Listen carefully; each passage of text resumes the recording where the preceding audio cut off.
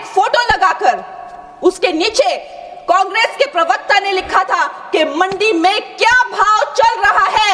इन्होंने अध्यक्ष महोदय जी, मैं कलाकार हूं, ये एक कलाकार का धर्म होता है कि किसी भी कला में ढल जाना। मैं तो नहीं हूं, जनता की प्रतिनिधि हूं, कलाकार तो नहीं हूं। इसीलिए मैं भी सदन के सामने कुछ तथ्य रखना चाहती हूं, लेकिन सिर्फ तथ्य के रूप में रखना चाहती हूं।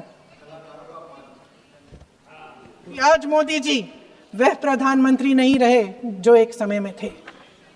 सच ये है कि ये दिखने लगा है, उनका आत्मविश्वास घटने लगा है, उनकी नीतियां देश को कमजोर कर रही हैं। और मेरे सत्ता पक्ष के साथी चुप इसलिए हैं क्योंकि अंदर अंदर से वे भी इस बात से सहमत हैं।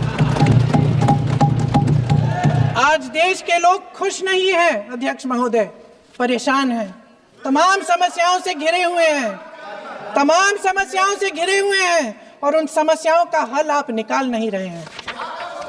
आज देश का युवा कितना परेशान है, कितनी मुश्किल में है, पेपर लीक होते रहते हैं, बेरोजगारी है, महंगाई इतनी बढ़ चुकी है। इसकी चर्चा हम सदन में क्यों नहीं कर रहे हैं? तो देश के लिए हैं, हम देश के लिए हैं। आप चुनाव के लिए हैं, हम देश के लिए हैं। हम जितने भी चुनाव हारे, हम यहाँ बैठे रहेंगे और आपसे लड़ते रहेंगे और आपकी विचारधारा से लड़ते रहेंगे।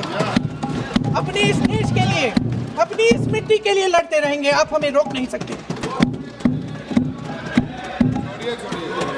और जहां तक जवाहरलाल नेहरू जी की बात है, जितनी देर हमारे प्रधानमंत्री देश के प्रधानमंत्री रहे हैं, 12 साल हो गए हैं, लगभग उतने ही सालों के लिए जवाहरलाल नेहरू जी जेल में रहे। किस लिए? इस देश की आज़ादी के लिए। उसके बाद 17 साल के लिए प्रधानमंत्री रहे। आप बड़ी आलोचना करते हैं इनकी, लेकिन अगर इन्होंने इसरो नहीं बनाया होता तो आज आपका मंगलयान नहीं होता। अगर DRDO नहीं बनाया होता तो तेजस नहीं बनता। अगर IIT और IIM नहीं बनाए होते तो हम आज IT में आगे नहीं होते। अगर एम्स नहीं बनाया होता तो हम कोरोना की जब बड़ी चुनौती का सामना कैसे करते? हाँ, वही बना कुछ भी। इसका मतलब है इस मुद्दे का जवाब नहीं है आपके पास। अगर इन्होंने BHEL, गेल, सेल, भाखड़ा नंगल ये सब नहीं बनाया होता जो आप सब बेच रहे हैं, तो ये विकसित भारत कैसे बनता? और मत कहिए बाकी। पंडित जवाहरलाल नेहरू इस देश के लिए जिए। सुन लीजिए, बाकी भी बेच देंगे। पंडित जवाहरलाल नेहरू इस देश के लिए जिए और देश की सेवा करते करते उन्होंने दम तोड़ा। फिर भी सुन लीजिए, मेरी एक सलाह ले लीजिए। सर, मैं आपके माध्यम से सलाह दे रहे हैं। हम छोड़ना नहीं। सर, मैं आपके माध्यम से एक सलाह दे देती हूँ। हमारे प्रधानमंत्री महोदय 12 सालों से इस सदन में हैं, मैं मात्र 12 महीनों से हूँ।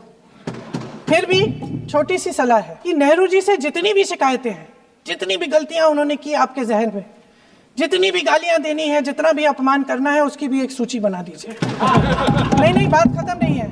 999 अपमान, 9,999 अपमान, सूची बना दीजिए और फिर हम एक समय निर्धारित करते हैं। अध्यक्ष महोदय जी से पूछेंगे, एक समय निर्धारित करेंगे, 10 घंटे, 20 घंटे, 40 घंटे, जितने घंटों में आपकी ये शिकायत पूरी हो जाए, माननीय सदस्य, आप शांत हो जाए और हम बहस कर लेंगे। लेकिन इस सदन का कीमती समय, जिसके लिए हमें यहाँ पे जनता ने भेजा है, जैसे हमें जनता की समस्याओं को हल करने के लिए चर्चा करनी चाहिए, इस्तेमाल करना चाहिए, उसको इसी के लिए इस्तेमाल करिए। उसके बाद जैसे अंग्रेजी में कहते हैं ना, जैसे अंग्रेजी में कहते हैं कि once and for all let's close the chapter। Close कर लीजिए, देश सुन लेगा क्या क्या शिकायतें हैं, किसने क्या किया, इंदिरा जी ने क्या किया, राजीव जी ने क्या किया, परिवारवाद क्या होता है, नेहरू जी ने कौन सी गलतियां की, सुना लीजिए, फिर खत्म। उसके बाद बेरोजगारी, महंगाई, महिलाओं की समस्याएं, जो पीएमओ में हो रहा है उसकी बातें, उसकी चर्चा, जो बैटिंग ऐप के बारे में हो रहा है पीएमओ के अंदर।